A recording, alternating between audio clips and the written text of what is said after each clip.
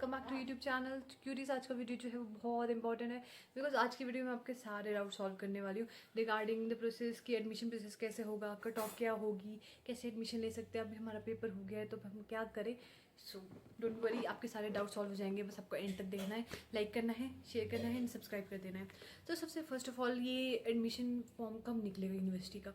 Admission form आपका जून के and तक निकल जाएगा, ये आपको इन्फॉर्मेशन मिली है मेरे को। एंड अगर लेट भी हो तो जुलाई तक तो निकल ही जाएगा।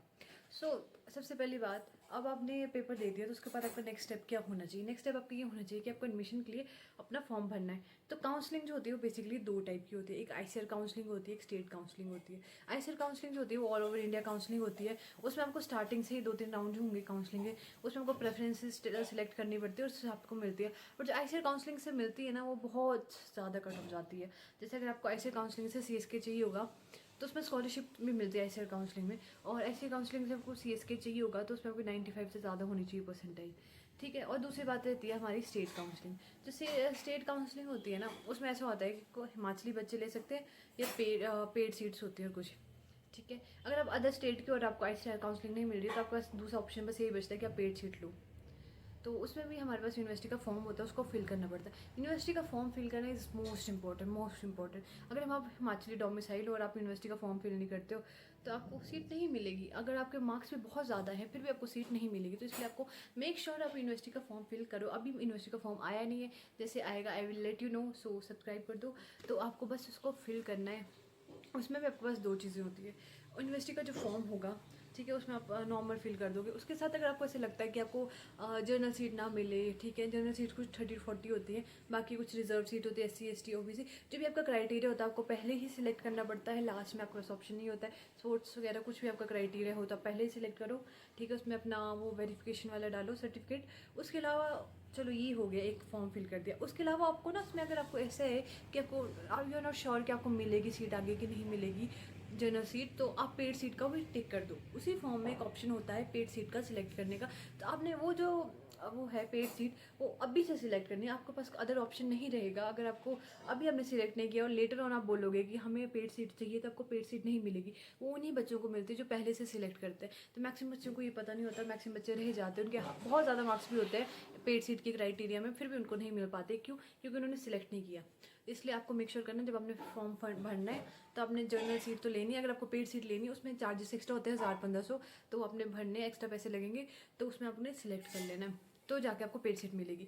और जो अदर स्टेट के होंगे उनके पास दो ही ऑप्शन होते हैं सिलेक्ट की, या फिर उनको पेड सीट मिलती है। तो पेड सीट उनको चाहिए तो उनको यूनिवर्सिटी का फॉर्म भरना पड़ता है, तो उनको मिलेगी। अदरवाइज आईसीआर काउंसलिंग होती है, वो ऑल इंडिया काउंसलिंग होती है, वो अटेंड करो, तो उसके थ्रू आप एडमिशन ले सकते हो। तो ये आपका एडमिशन प्रोसेस रहता है। जैसे आपका ये सब हो जाएगा, हाँ, तो उसके बाद डॉक्यूमेंट्स वगैरह जो होते हैं उसमें वेरीफाई वगैरह करने होते हैं, तो उसके आगे स्टेजेस होते हैं। तो जब आपका फॉर्म फिल हो जाएगा, जब आगे प्रोसेस शुरू होगा, तो मैं आपको लिए एक और वीडियो एक्सप्लेनेशन वीडियो बना दूंगी। अभी आपको बस इतना काम करना है, ठीक है।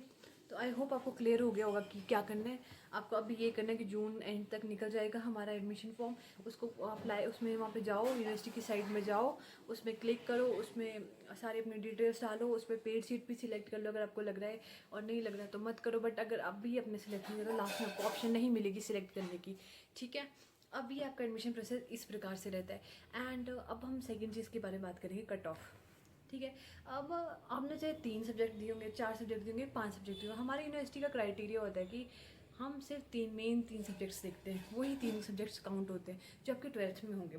अगर आपने पीसीबी पढ़ा है 12th में तो आपको पीसीबी ही देखा जाएगा, इंग्लिश वगैरह नहीं देखा जाएगा। मेन डोमेन सब्जेक्ट होते हैं 3, वो देखे जाते हैं। तो उस हिसाब से हमारी जो परसेंटाइल जाती है वो मोस्टली जाती है जनरल के लिए हमारी 92 परसेंटाइल अब, और पेड जाती है 75 परसेंटाइल अब। In the terms of number अगर हम बात करें तो आपके होंगे 250 मार्क्स होने चाहिए आपके इसके लिए, पेड सीट के लिए। 280 क्राइटेरिया का रख लो, 280 मार्क्स आपको क्राइटेरिया के लिए, एंड 320 प्लस आपको होने चाहिए जर्नल सीट के लिए।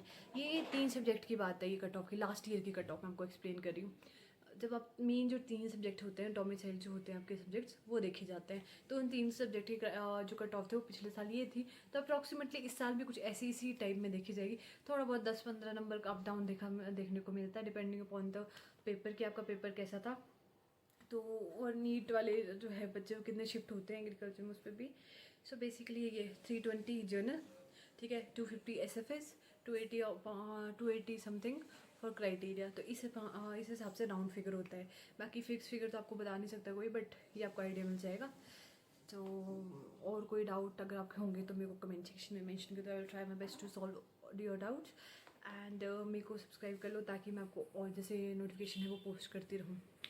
तो मेजर डाउट्स आई गेस आपके यही थे। एक एडमिशन प्रोसेस जो मैंने आपको एक्सप्लेन कर दिया। जल्दी जल्दी जाओ, फॉर्म फिल करो जैसे निकलता है।